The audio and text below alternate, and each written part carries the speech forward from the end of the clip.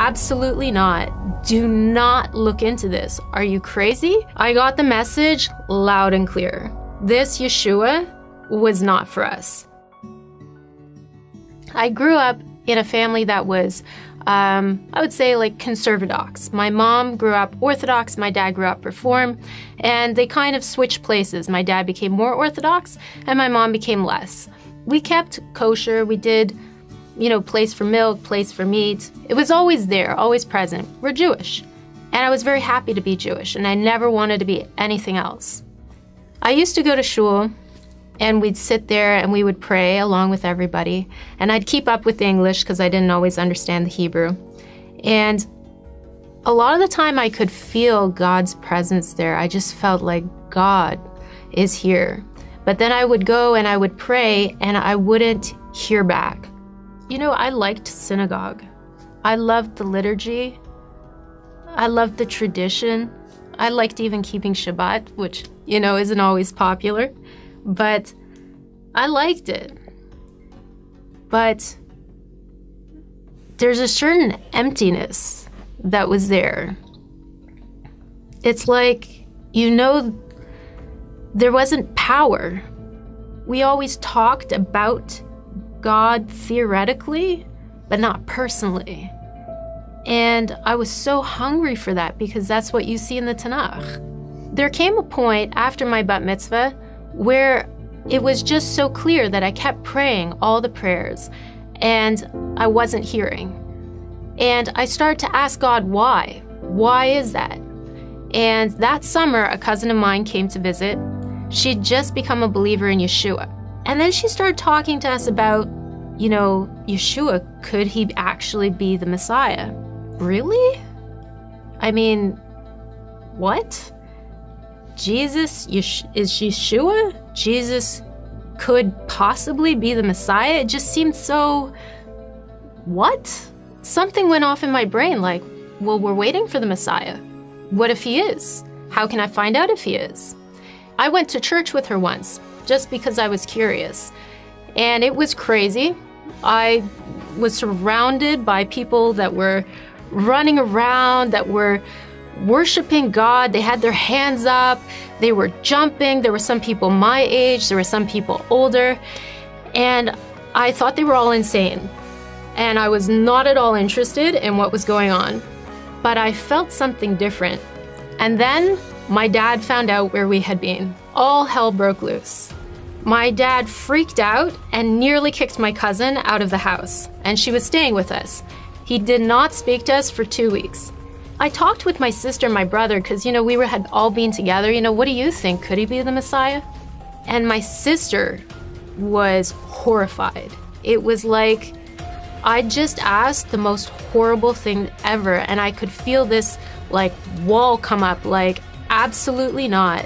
Do not look into this. Are you crazy? She said to me, go and look into our own religion. You don't even know enough yet to even think about this. So I started on a path to become Orthodox because I figured that was the way to know God.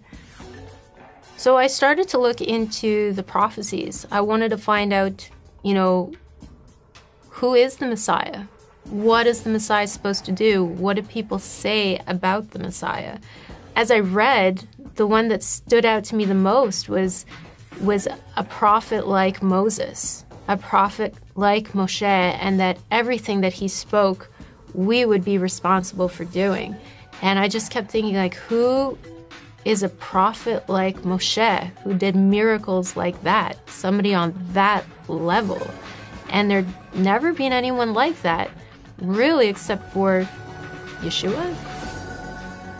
So my sister went away for a year to kind of find herself. And when she got back, I knew that something had changed inside of her. I noticed such a difference in my sister. And when you grow up with somebody, you can really tell when they're faking it or when they're not.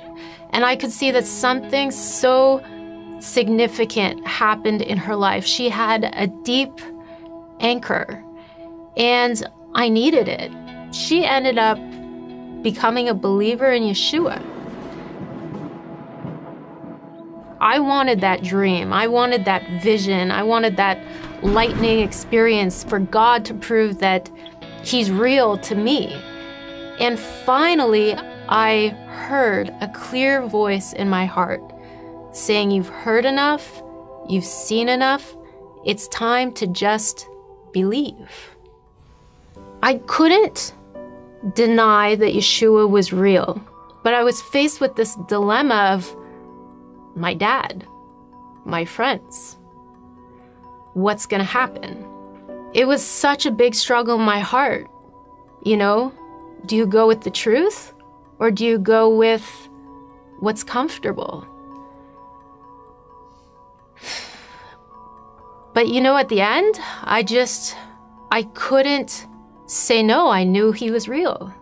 I knew He was true. And it was like, okay, I'm doing it. It's happening. My dad was like Mount Vesuvius erupting. He was so hurt. You know, he took it very personally. Like, why are you betraying me? What did I do wrong? Your grandparents would be rolling over in their graves if they could hear this. You know, it would have been better if I was a drug addict than believe in Yeshua. Anything except Yeshua. Whatever the cost was, I figured it's worth it. I love my family more than anything, and I want them to accept me. But sometimes when you say or you choose a side, you have to choose it and you stand on it. I mean, to have a close relationship with God, the truth is worth it. Life with Yeshua would be worth it. Oh, come behold the works of God, the nations at His feet. He breaks the bow and bends the spear and tells the wars to cease.